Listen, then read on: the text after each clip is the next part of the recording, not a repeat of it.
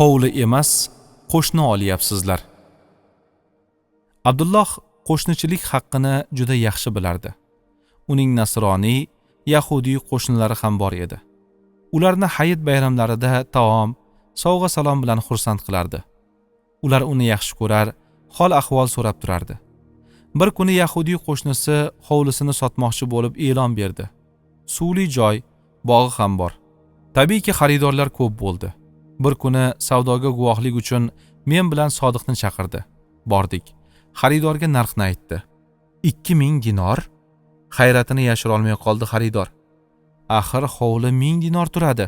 Nari borsa, namuncha narx osmon. To'g'ri, dedi u kulib. Ammo sizlar hovli emas, qo'shni olyapsizlar.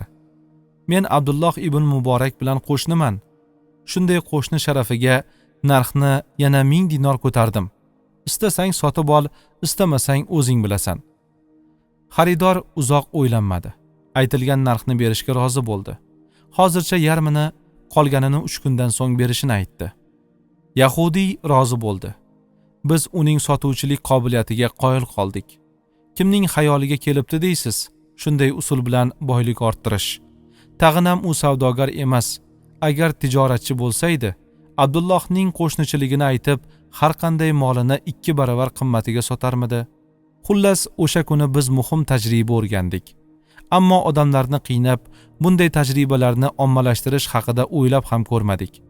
Afsuski, ushbu voqeani eshitgan odamlar hovlisini, ulovini, bog'ini pullashda o'sha odamning usulini qo'llay boshlaydi.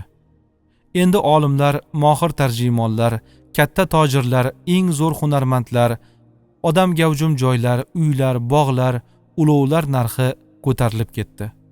Bu ahvol bizning ishlarni qayta ko'rib chiqish, narxlarni yaxshilab nazorat qilish, qimmatchi chayqovchilarga mol sotmaslik kabi choralarni qo'llashimizga sabab bo'ldi.